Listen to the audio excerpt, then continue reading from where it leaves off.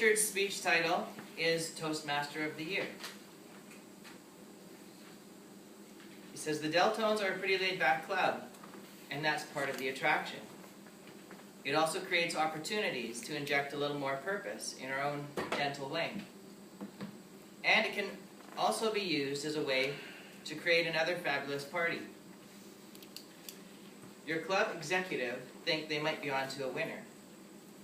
And here to tell us about it is Richard Nash. Thank you, Richard.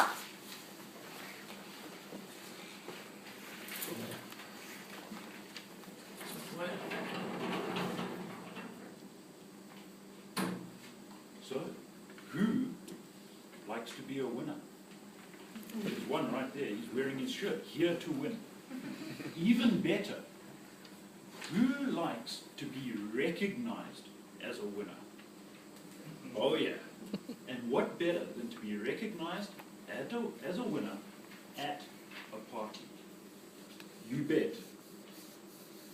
So I'm going to use Clayton's new teachings. But this is not, as he said, a problem.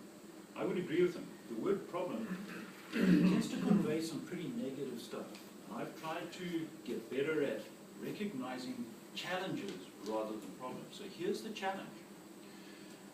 For clubs that only meet twice a month, and during summer a lot of people take a break, the end result is that we lose a lot of energy. Drag that down a little bit further, and what we've seen at clubs like this, like the Ambassadors, is that when that energy starts to dissipate, after a few years, we end up needing coaching to bring the energy back up. The numbers fall off, the membership falls off. And so the leadership this year, well in fact over the past 2 years, has tried to take a look at that challenge and apply the SOS to it. What are our strengths? For sure, the newer members will attest to this. It's a cool place to come. When everything's running smoothly and we've got the energy up, this is a fantastic place to learn communication, leadership, enjoy some camaraderie together, the occasional revelry. That's a real strength. What's the opportunity? The opportunity is to create a platform unlike other clubs, without that overwhelming burden of having to meet every week and prepare speeches, and the scheduling of it, it becomes a real drag. And we find that in clubs that meet on a weekly basis, they churn through a lot of membership because it's just too much to deal with. We have a fantastic opportunity here. And what's the success? The picture is of a club that's at the pinnacle of Toastmasters, where people are in a very comfortable environment, where they're taking on a level of work as they learn their communication and leadership, where it's not overwhelming them. So what is the grand plan that your hard-working executive have come up with? Well, it builds on last year. Last year we had a Toastmaster of the Year, Peter Clark. We recognized him, the executive chosen last year on behalf of the club, because of his outstanding efforts in a time where it was really challenging for him. And his dedication to the club and coming to each and every meeting was truly outstanding.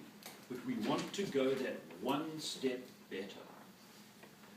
Anytime that you're having an award, it's really nice for people to understand how that award comes about, that the objects are completely clear and transparent. And so that's what we've started to do this year, is we've come up with a program that recognizes the 3 cornerstones of Toastmasters, and that is, obviously, communication, leadership, but also club conduct.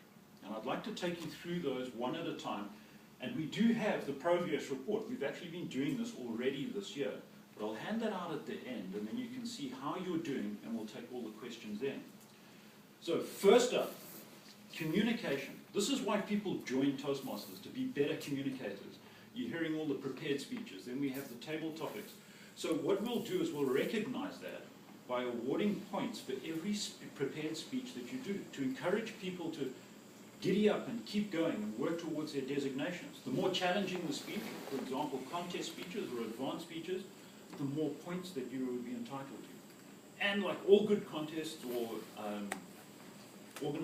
programs like this, there's bonus points. The bonus points are if you achieve a designation. Clayton will get bonus points because he's done speech number 10, he is finished Okay. Not yet. Okay, we'll go into that. Leighton's doing this slightly backwards. But already, Richard Coombs, for example, has completed his Advanced Communicator Silver this year. So he will get bonus points for that, and has got bonus points for that. Leadership, the second one. Leadership is an essential and not really well understood component of a healthy, vibrant Toastmasters club. It's important that as club members we're constantly contributing, and you'd be surprised at how small that contribution but how important it is. So we will recognize people who take on what we call the head table roles, the ones that make each and every meeting so vibrant and effective. The chairman, the Toastmaster, the table topics master, the general evaluator. If you take on any of these roles, you'll get extra points. Club contests are an integral part of the Toastmasters experience. So if you're the club contest chair or the chief judge at a contest, extra points. Mentoring new members is a great way to earn extra points. The new members would love to have one-on-one mentorship, so if you're prepared to stand up for that, extra points there as well.